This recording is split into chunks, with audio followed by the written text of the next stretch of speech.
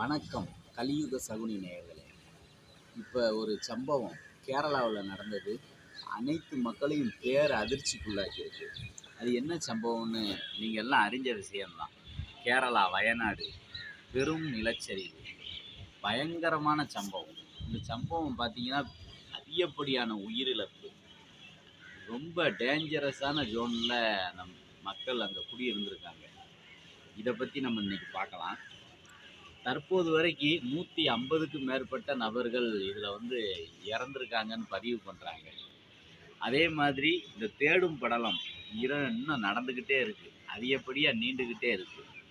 இதில் 2 கிராமமே மாயமாக இருக்குது அப்படிங்கிற ஒரு தகவலும் பதிவு பண்ணுறாங்க. அதே மாதிரி இந்த சம்பவம் நடந்து இன்னைக்கு ஒரு குழந்தைய மண்ணுக்குள்ளேருந்து உயிரோடு எடுத்துருக்குறாங்க. இயற்கை என்னதான் நசுக்கி கொண்டாலும் ஒரு குழந்தை மேலே அந்த இயற்கைக்கு ஒரு பற்று இருக்குது போல், பாசம் இருக்குது போல். அந்த குழந்தைய உயிரோடு வச்சுருந்துருக்கு, அந்த குழந்தைய காப்பாற்றிருக்கிறாங்க. அதே மாதிரி நீண்ட இப்படி அதிர்ச்சிக்கு மேலே அதிர்ச்சி அங்கே ஏதோ ஒரு தகவல் நமக்கு வந்துக்கிட்டே இருக்குது, மண்ணை தோண்ட தோண்ட வந்துக்கிட்டு இருக்கு. அதே மாதிரி இப்படி சம்பவம் நம்ம ஒரு சினிமாவில் தான் பார்த்துருக்கோம். சிட்டிசன் அப்படிங்கிற ஒரு அஜித் படத்தில் அத்திப்பட்டி அப்படிங்கிற ஒரு கிராமம் காணாமல் போயிடுச்சு அப்படின்னு ஒரு கதை அதில் வரும். அது இயற்கையால் நடக்கலை, அதில் செயற்கையால் நடந்த மாதிரி கதையில் வரும். ஆனால் இப்படி இயற்கை தன்னோட இயற்கையோட வாய் பார்த்திங்கன்னா இவ்வளோ பெரிய வாயா இவ்வளோ பெரிய வாயா இவ்வளோ பெரிய வாயான்லாம் நம்மளால் கணிக்க முடியாது. ஒரே செகண்டில் இந்த உலகத்தையே முழுங்கிடும் இயற்கை. அவ்வளோ பெரிய வாய். இந்த உலகம் எப்படி பெருசோ அதே மாதிரி அந்த இயற்கையை நினச்சா அதே மாதிரி முழுங்கிடும் இந்த உயிர்கள் வாழக்கூடிய இந்த பூமியை. அந்த அளவுக்கு டேஞ்சரஸானது. இப்போ நம்ம இந்த விஷயத்தை பற்றி இவ்வளவு பேசுகிறோம்.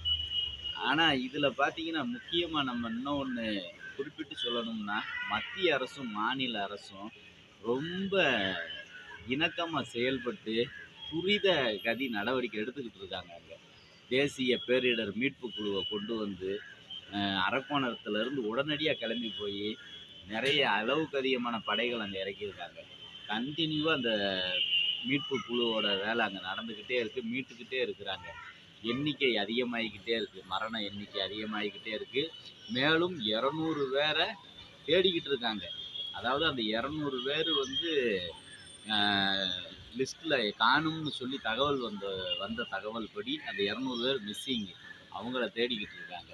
இந்த மாதிரி ரொம்ப பரபரப்பாக போய்கிட்டு இருக்கிற சம்பவம். ஆனால் இவ்வளவு டெக்னிக்கல் வளர்ந்துருக்குது, எவ்வளவு விஞ்ஞானம் நல்ல டெவலப் ஆகிருக்கு.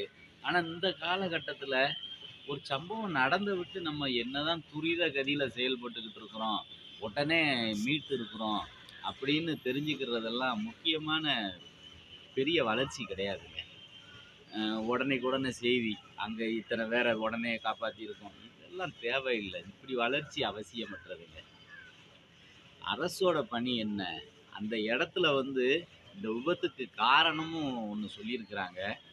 மழை பொழிவு 5 மடங்கு அதிகமாக பொழிஞ்சிருக்கு. எப்பவும் 2 சென்டிமீட்டர் பெய்ய வேண்டிய இடத்துல இந்த தடவை 10-12 சென்டிமீட்டர் மழை பெஞ்சிருக்கு. அது ஒரு காரணம் சொல்கிறாங்க, அளவுக்கு மீறிய மழை பொழிவு. இன்னொன்று என்ன சொல்கிறாங்கன்னா, அங்கே அளவுக்கு மீறிய மக்கள் குடியேற்றம், அது ஒரு காரணம். அதிகம் கட்டடம் கட்டிக்கிட்டே போகிறாங்க. இப்போ சமவெளியில் கட்டடம் நீங்கள் எவ்வளோ நாளும் கட்டலாங்க, அதுக்கும் நிறைய விதிமுறைகள் இருக்குது. நீர்பிடிப்பு உள்ள நீர்த்தேக்கங்களை இருப்பிடமாக மாற்றக்கூடாது. அங்கே போய் நீங்கள் பெரிய பெரிய பில்டிங் கட்டினீங்கன்னா அது இறங்கிடும் பூமிக்குள்ளே. ஏன்னா கீழே ஃபுல்லாக சதுப்பு நிலம், ஏன்னா அங்கே நீர்த்தேக்கம் இருந்த இடம். இப்படி சில பிரச்சனைகள்லாம் இருக்குது. அது பார்த்திங்கன்னா மலை மாதிரி, ஆனால் மண் மேடு. அப்போ அப்படி இடத்துல நம்ம எவ்வளவு பில்டிங் அங்கே கட்டலாம், எவ்வளவு சைஸில் கட்டலாம் அப்படிங்கிறதுக்கெலாம் அரசுக்கிட்ட நிறைய விதிமுறைகள்லாம் இருக்குது. அந்த விதிமுறையை நம்ம கடுமையாக பின்பற்றினா தான் இது மாதிரி இழப்புகள் எல்லாம் தவிர்க்க முடியும். இது நடந்த விட்டு என்ன தான் நம்ம பேசி அவ்வளவு எடுத்துட்டோம், அதெல்லாம் வேண்டாத விஷயங்கள்ங்க. இதுக்கு நம்ம ரிஸ்க் ப்ரிடிக்ஷன், ரிஸ்க் ஃபோர்காஸ்டிங், முன்னெச்சரிக்கை நடவடிக்கை அங்கே நம்ம இதெல்லாம் செஞ்சுருக்கோம், இப்படி நடக்க வேண்டியது இவ்வளோ வேற அதிலேருந்து காப்பாற்றிருக்கிறோம், அவங்களுக்கு தப்பிச்சிருக்காங்க, இப்படி செய்திகள் தாங்க நமக்கு வேணும். அதுதான் இன்னைக்கு விஞ்ஞானத்த நம்ம தலையில தூக்கி வச்சு ஆட முடியும். ஆனா, இப்படி இழப்ப நம்ம காதுல கேட்டுட்டு, இதெல்லாம் கொண்டாடுற கூடிய செய்தியே கிடையாது. அப்ப இது சம்பந்தமா அரசு கடுமையா நடவடிக்கை எடுக்கணும். இந்த விஷயத்துல கொஞ்சம் கூட அவங்க தயவு தாட்சணையே பார்க்கக்கூடாது.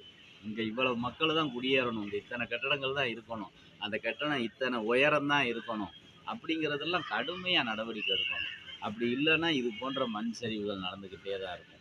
உதாரணத்துக்கு நம்ம பார்த்தீங்கன்னா, சாலை 100 அடி 100 அடி இருக்கணும் நியாயமா. ஆனா, அத நெருக்கி, நெருக்கி, நெருக்கி அரசாங்கம் அத ஃப்ரீயா விட்டு, விட்டு பார்த்தீங்கன்னா, இன்னைக்கு 50 அடி தான் அந்த இடத்துல இருக்கு. ஒரு பஸ் போனா இன்னொரு பஸ் எதுக்க வர முடியாது. அப்படி சாலைகள குறுக வச்சுட்டாங்க. நகரங்கள்லலாம் நெறைய அதிகப்படியான நகரங்கள்ல.